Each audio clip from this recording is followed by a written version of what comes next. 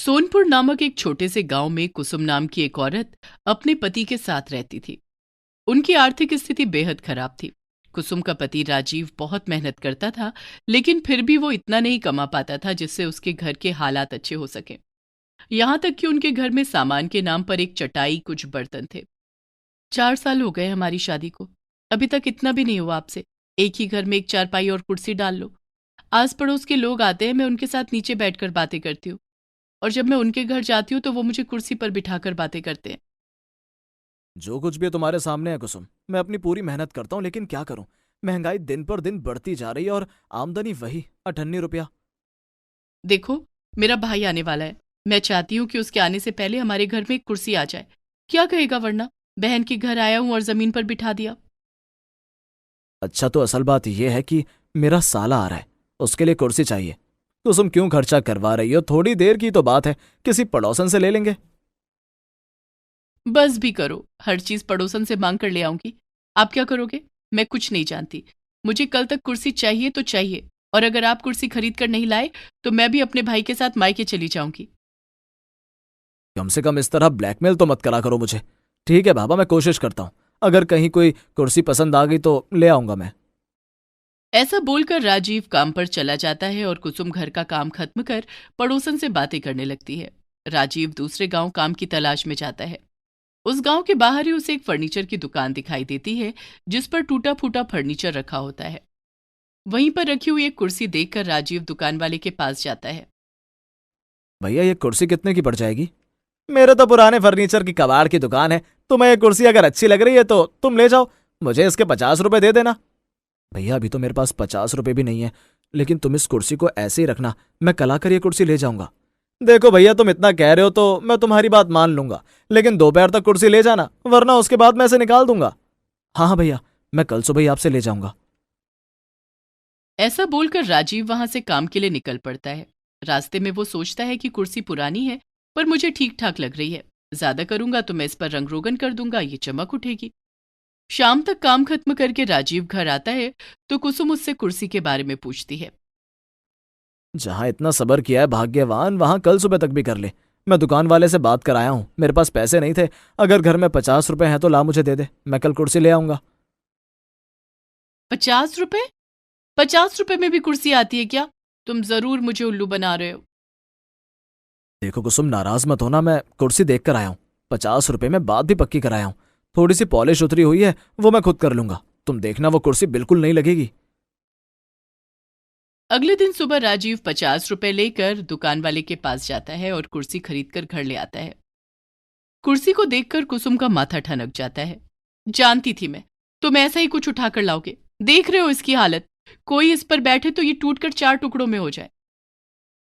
कुसुम को कुर्सी को देखकर राजीव के ऊपर बहुत गुस्सा आ रहा था। वो रसोई में जाती है। राजीव उसे समझाने की कोशिश करता है। वो गुस्से में चिमटा उठाकर राजीव की तरफ फेंकती है और वो सीधा जाकर कुर्सी पर लगता है।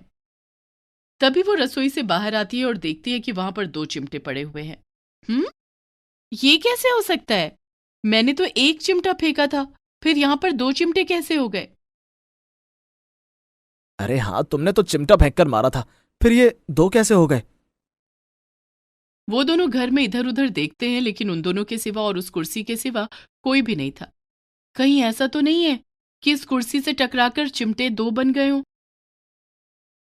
तुमने भी क्या कमाल की बात कही है। भला कुर्सी से टकराकर चिमटे दो हो जाएंगे? चल भाग्यवान, तेरा भाई कल आने वाला है, मैं इस कुर्सी को चमका दूंगा। तू नाराज मत हो, बस जल्दी से खाना बना ले, बड़ी तेज भूख लगी है। कुसुम खाना बनाने चली जाती है और राजीव सरसों के तेल में कोयले का पाउडर मिलाकर उस कुर्सी पर लगाने लगता है। तभी कुसुम आती है और खाने की थाली को कुर्सी पर रख देती है। तभी वो 2 थालियां बन जाती हैं। ये देखकर दोनों हैरान हो जाते हैं और वो समझ जाते हैं कि उनके घर एक जादुई कुर्सी आ गई है।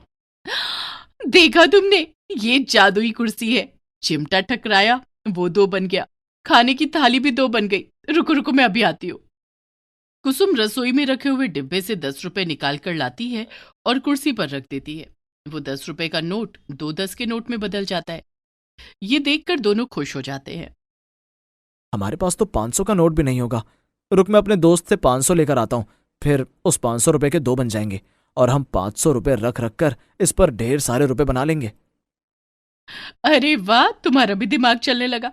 फिर क्या सोच रहे हो? जाओ जल्दी से 500 रुपए का नोट लेकर आओ। राजीव खुशी खुशी घर से जाता है और अपने एक दोस्त से बोलता है, भाई मुझे जरूरत आन पड़ी है, 500 रुपए मिलेंगे क्या? मैं वादा करता हूँ शाम तक तुझे 500 के 1000 रुपए दे दूंगा। क्या शाम तक तेरी लॉटरी लग जाएगी जो तू मुझे 500 के 1000 दे देगा? हाँ भाई कुछ भी समझ, लेकिन अभी मुझे 500 की बहुत सख्त जरूरत है। देख ले भाई, 500 रुपए दे रहा हूं, लेकिन शाम तक 1000 रुपए लूंगा। मैं वादा करता हूं भाई, शाम तक तुझे 1000 रुपए दूंगा। 500 रुपए लेकर राजीव भागा भागा घर आता है और कुर्सी पर रख देता है। 500 के दो 500 के नोट बन जाते हैं। दोनों पति पत्नी खुशी से उछलने लगते हैं। अब तो वो पूरा दिन बैठकर नोट रखते और दो नोट ले लेते। देखते ही देखते शाम तक उनके पास रुपयों का ढेर लग जाता है। फिर शाम को राजीव अपने दोस्त को 1000 रुपए देकर आ जाता है। उसका दोस्त अपना सर खुजाता हुआ सोचता है, कमाल हो गया, ये तो बड़ा अच्छा काम है। सुबह 500 दो और शाम को 1000 रुपए ले लो। उधर कुसुम और राजीव एक सुनार की दुकान पर जाते हैं। उन पैसों से एक महंगा हार और कुछ सोने के सिक्के भी खरीद लेते हैं। फिर घर आते हैं और रात भर वो कुर्सी के पास बैठकर गहने डबल करने लग जाते हैं। सुबह तक वो बुरी तरह थक जाते हैं चीजों को डबल करते करते। फिर उन लोगों की आंख लग जाती है। सुबह जब कुसुम और राजीव की आंख खुलती है तो उनके चारों तरफ पैसे और गहने और सोने के सिक्के रखे हुए थे। हाँ, जिंदगी में एक काम अच्छा किया है तुमने, ये कुर्सी घर ले आए। कुसुम, इस कुर्सी को आराम से कोने में रख दो। इस कुर्सी को किसी को इस्तेमाल मत करने देना, और इन पैसों से हम लोग अपनी जरूरतों की सारी चीजें ले लेंगे। बाकी गहना तुम रख लेना। मैं तुम्हें आज ही एक बड़ी अलमारी खरीद कर देता हूं। अब तो हम लोगों के दिन ही बदल गए हैं। दोनों नहा धोकर खाना खाकर तैयार हो जाते हैं और फिर बाजार जाकर वो ढेर सारा फर्नीचर खरीद लाते हैं। कीमती कपड़े खरीद लाते हैं। बढ़िया राशन ले आते हैं। आस पड़ोस के लोग देखकर हैरान थे कि एक ट्रक आकर रुकता है और उसमें से ढेर सारा फर्नीचर और घर का सामान राजीव के घर के बाहर उतरता है। क्यों री कुसुम, रातों रात कौन सी तेरी ऐसी लॉटरी निकल आई है? कोई लॉटरी नहीं निकली है बहन, पैसे जोड़ कर रखे हुए थे। आज मायके से लोग आ रहे हैं तो सोचा सामान खरीद लूं, बैठाऊंगी कहाँ। इतना सारा सामान देखकर फिर भी सब लोग आश्चर्य से देख रहे थे। दोपहर के बाद उसका भाई घर आता है और घर को देखकर वो भी चौंक जाता है। क्या बात है बहन, मुझे नहीं पता था कि तूने इतनी तरक्की कर ली है। ऐसा लग रहा है जैसे कि सारा फर्नीचर नया है। हाँ हाँ भैया, बस अभी अभी लेकर आए हैं। तुम बैठो, मैं तुम्हारे लिए बढ़िया खाना बनाती हूँ। कुसुम का भाई और राजीव बातें करने लगते हैं। कुसुम खाना बनाने चली जाती है। आज वो अलग अलग तरह के ढेर सारे पकवान बनाती है। फिर वो सारा खाना टेबल पर लगा देती है। आप दोनों इधर आ जाओ, खाना तैयार है। वो दोनों टेबल की तरफ आते हैं कि तभी कुसुम के भाई की नजर उस कुर्सी पर पड़ती है। वो हैरान हो जाता है, इतने सारे नए सामान के बीच में वो पुरानी कुर्सी क्यों रखी है? ये कुर्सी यहाँ क्यों रखी है? ये तो सामान से मैच भी नहीं हो रही। हाँ हाँ, वो हम जानते हैं, लेकिन ये कुर्सी हमें बहुत प्रिय है। लेकिन वो कुर्सी इतने नए सामान के बीच में कुसुम के भाई को बड़ी अजीब लग रही थी। वो कुर्सी के पास जाता है और उस पर बैठ जाता है। बैठते ही वो दो लोगों में बन जाता है। हे भगवान, इसमें से मेरा असली भाई कौन है? ये सब क्या है कुसुम मेरी बहन? ये आदमी और मैं दोनों सेम लग रहे हैं। मैं कौन हूं और यहाँ कैसे आ गया? हे भगवान, ये कैसी दुविधा में डाल दिया तुमने हमें। गहने और रुपए तक तो ठीक था, लेकिन दो इंसान। अरे खड़े खड़े देख क्या रहे हो? उस कुर्सी वाले के पास जाओ और उसी से पूछो आखिर इस कुर्सी का राज क्या है। वो चारों उस कुर्सी वाले को ढूंढते हुए उसके पास जाते हैं, लेकिन वहां पर कोई भी फर्नीचर की दुकान नहीं थी। अलबत्ता वहां पर एक छोटी सी झोपड़ी थी और उसके बाहर एक बूढ़ा आदमी बैठा हुआ था। यहाँ पर एक कबाड़ फर्नीचर की दुकान थी, वो कहाँ गई? यहाँ तो कोई दुकान नहीं है। मैं बरसों से यहीं रह रहा हूं, पर तुम्हें क्या चाहिए बस मुझे बताओ। वो बूढ़े आदमी को सारी बात बता देते हैं। बूढ़ा जोर जोर से हंसने लगता है। वाह इंसान, तेरी लालच की भी था नहीं। जब से तुम दोनों को कुर्सी मिली, पैसे और गहने छापने में लग गए और इंसान दो बर्दाश्त नहीं हो रहे। मुसीबत आई तो यहाँ चले आए। पैसे छाप रहे थे तब तो नहीं आए। बाबा गलती हो गई, अब कोई उपाय बताओ। तभी बूढ़ा आदमी उस कुर्सी को वापस मंगाता है और उस पर कुसुम के भाई को दोबारा से बैठने के लिए बोलता है, और उस पर बैठते ही वो एक बन जाता है। ये देखकर तीनों राहत की सांस लेते हैं। बूढ़ा उन तीनों को भगा देता है और कुर्सी को अपने पास रख लेता है।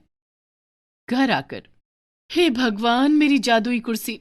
भैया तो खुद डूबे ही डूबे, हमें भी ले डूबे। भगवान का शुक्र है कुसुम कि हमारे पास से ये सारा सामान गायब नहीं हुआ। और ये सोचकर ही दोनों पति पत्नी खुश हो जाते हैं।